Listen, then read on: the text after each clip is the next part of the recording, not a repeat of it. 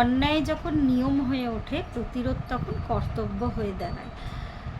নমস্কার, আমি কবিতার কলতান থেকে আমার চ্যানেলে সবাইকে স্বাগতম। বড়দেরকে প্রণাম জানাই, ছোটদেরকে অনেক আদর আর ভালোবাসা জানালাম। এখন চলে এসেছি হ্যাশট্যাগ আমরা সকলের আজকের বিষয় নিয়ে। আজকের বিষয় শাড়ি আন্টি দিয়েছে, খুব সুন্দর একটা বিষয়।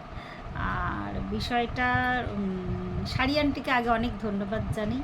অনেক ব্যস্ত থাকে, আমার সাথে রোজ রোজ কানেকশন হয়, কথাবার্তা হয়। শাড়ি আন্টির একটা চ্যানেল আছে, let's spend some time together. Sari aunty regular এখন ভিডিও দেয় না, অনেক কাজে ব্যস্ত আর কি। তো বিষয়টা দিয়েছে, আমাদের সাথে আছে, ছিল, থাকবেও সবসময়। ভিডিও করুক আর নাই বা করুক, আমাদের হৃদয়ে শাড়ি আন্টির স্থান। সুন্দর একটা যুগোপযোগী একটা বিষয়। আর বিষয়ে যাওয়ার আগে আমি বলে নিই যে রঞ্জনা দি পুরোটাই বলে দিয়েছে, আমার কিচ্ছু বলার নেই, এর উপরে আর কোনো কথা হয় না। এখানে প্রতিরোধ বলেছে, সত্যি প্রতিরোধ আর প্রতিবাদ খুব সুন্দরভাবে বলেছে। তো রঞ্জনা দি যখন শুনছিলাম আমি ভিডিওটা, সকাল সকালে দিয়ে দিয়েছে, ভিডিওটা দেখেই আমি বেরিয়ে গেছিলাম। টিউশন ছিল, বৃষ্টিতে আটকে পড়েছিলাম। এখন প্রায় 4টে বাজে। কিছুক্ষণ আগে আমি ঘরে ফিরে খেয়েছি। অনেকটা জল ফল জমে গেছে, মানে রাস্তায় অবস্থা খুব খারাপ আর কি। তো যাই হোক, বিষয়টা নিয়ে মানে যখন দিদি বলছিল তখন আমার একটা ট্যাগলাইন মাথায় এলো আর কি, prevention is better then cure. এখন যেরকম সামাজিক অবস্থা, এই প্রতিরোধ মানে আর কি কোনো কিছু হওয়ার আগেই আর কি তাকে আটকানো। আমরা যখন জানি যে আমার যে কোনো একটা জিনিস সেটা ড্যামেজ হতে পারে, তো ড্যামেজটা থেকে আটকানোকে প্রতিরোধ বলা হয়। যেমন এই যেহেতু বর্ষাকাল, বৃষ্টির কথা, বৃষ্টি পড়ছে, আমরা জানি বর্ষাকালে বৃষ্টি হবে, জল জমবে। তো তার আগে অবশ্যই উচিত রোডগুলোকে সারিয়ে রাখা, যাতে না লোকের ক্ষয়ক্ষতি হয়। বা বর্ষার অনেক বৃষ্টি হলে আমরা বাইরে বেরোতে পারি না, তো তখন কিছু খাবার দাবার জিনিসপত্র স্টক করে রাখা। তো এগুলো প্রতিরোধ। আমি পুরোটাই দিদির অনুকরণ করেই বলবো, এর ওপর আর কিছু বলার নেই আর কি। কোনো একটা রোগ আমার হতে পারে, আমার শরীরে ভিটামিনের অভাব হতে পারে, যে কোনো মানুষেরই, বা ক্যালসিয়ামের অভাব হতে পারে। তো ওইগুলো জেনারেল আর কি, ওগুলো মানুষ কিন্তু আগে থেকেই খায়। আমার একটা রোগ হলো, আমি ভিটামিন খাচ্ছি তা নয় কিন্তু। এগুলোতে কি হয়, আমাকে আমি আরও বুস্ট আপ হই আর কি, মাল্টিভিটামিনস খেলে বা ক্যালসিয়াম ট্যাবলেট নিলে, বা আমার দাঁতের যত্ন নেওয়ার জন্য আমি দিনে 2বার করে ব্রাশ করি। এগুলো ভীষণ জেনারেল ব্যাপার আর কি। তো এগুলোই হচ্ছে গিয়ে প্রতিরোধ বা প্রিভেনশন করা। একটা জিনিস যখন ঘটে যায়, যখন একটা রোগ হয়ে যায় না, সেই রোগটাকে সমূলে বিনাশ করা বা তাকে সারিয়ে তোলা প্রচণ্ডভাবে টাফ ব্যাপার আর কি। তো আমি দিদির সাথে সম্পূর্ণ সহমত। রাস্তায় নেমে প্রতিবাদেরও দরকার আছে,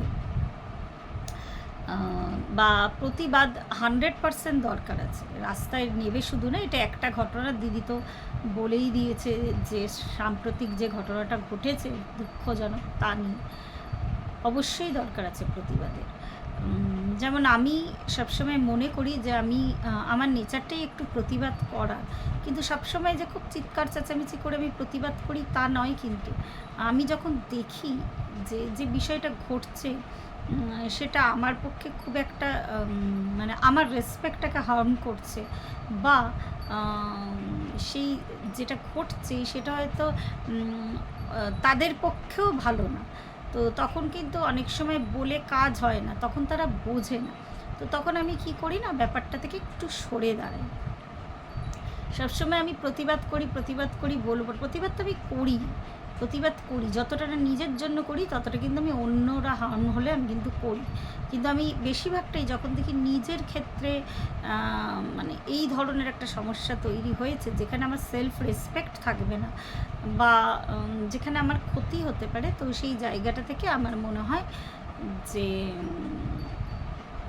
সরে দাঁড়ানোটা ভালো আর কি। তার মানে কি করলাম, আমি প্রতিবাদ করার আগে প্রতিরোধ করলাম, নিজে সরে দাঁড়ালাম।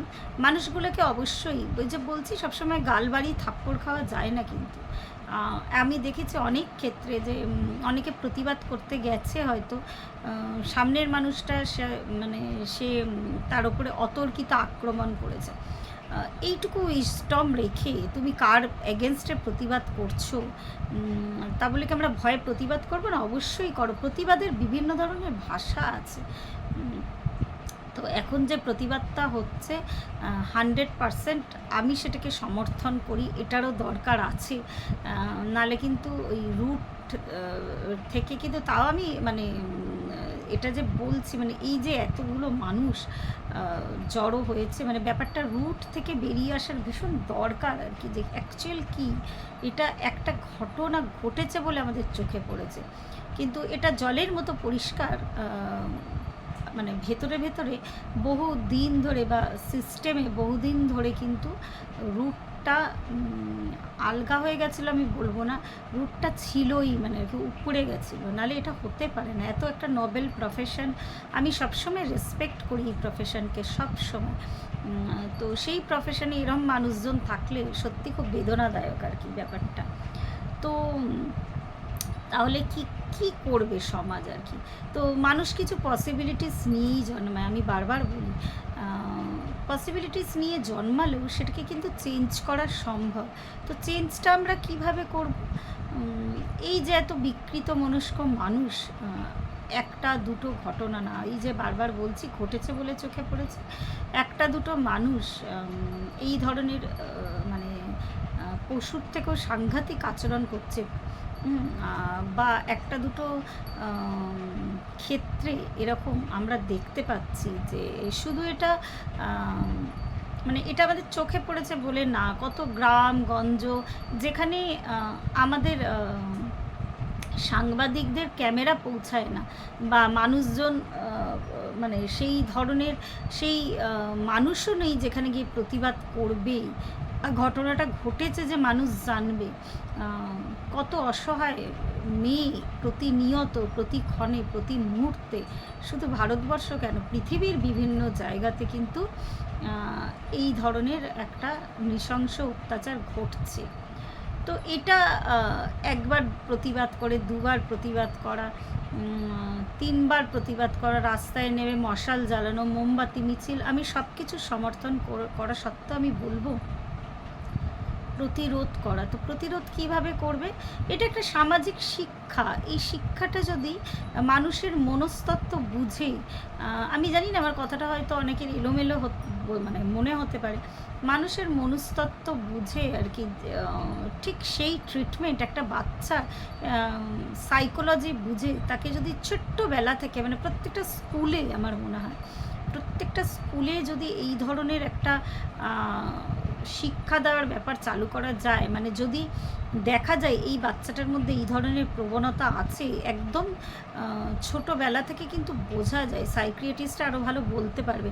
তো সেই প্রপার ট্রিটমেন্ট, বিশেষত সরকারি স্কুল মনে করতেই কিন্তু আমরা মনে করি প্রাইভেট স্কুলগুলো, সরকারি স্কুলগুলোতে যদি এই রকমভাবে একদম গ্রাসরুট লেভেল থেকে যদি এই ধরনের মানসিক ট্রিটমেন্ট আর কি, যেখানে বিকৃতি আছে, আর হট করে কিন্তু একদিনে এটা আসে না, একদিনে কিন্তু এই জিনিসটা কেউ ঘটাতে পারে না, তার মধ্যে সেই রূপটা আছে, সেই কি বলবো, সেই শিকড়টা আছে আর কি।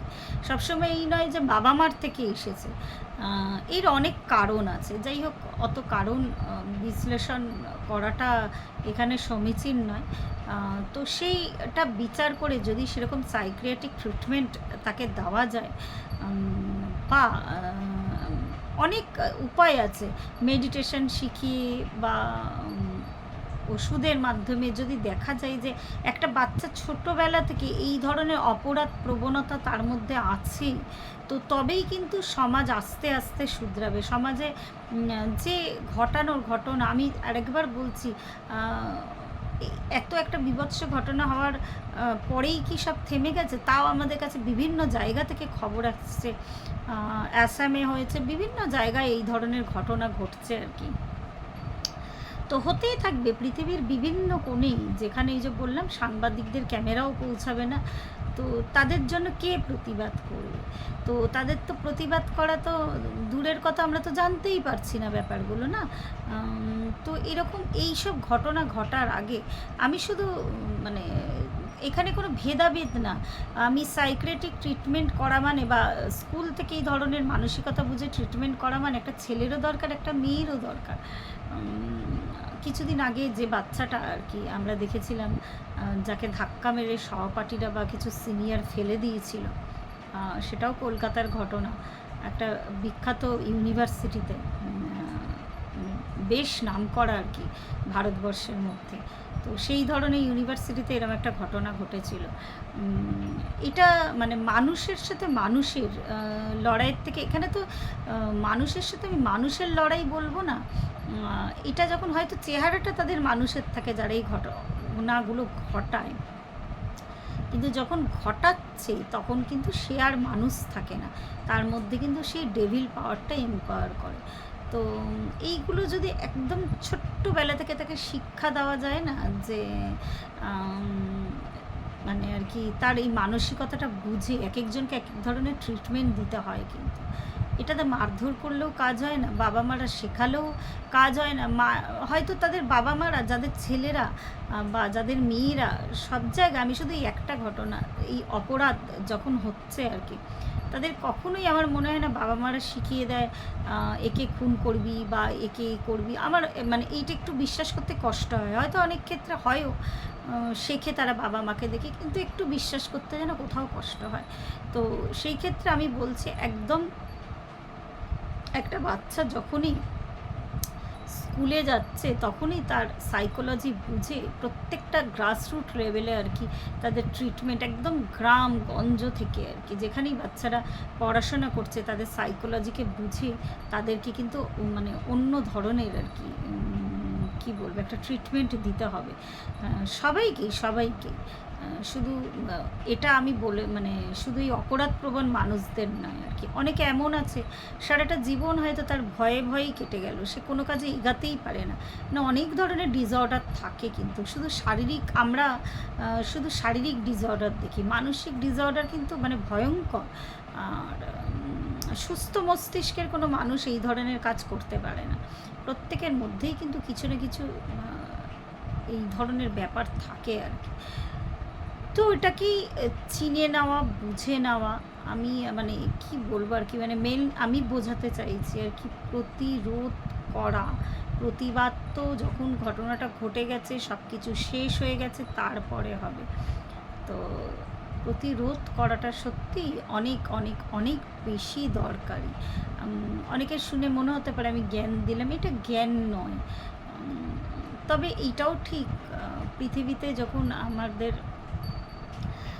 যখন আমরা মানে মহাবিশ্ব তৈরি হয়েছিল ঈশ্বরের ইচ্ছাতেই, মানে ডিভাইন থাকলে কিন্তু ডেভিলও আছে, কিন্তু আমরা মানে একটা মানুষের মধ্যেই আছে কিন্তু বিভিন্ন ধরনের স্টেজ।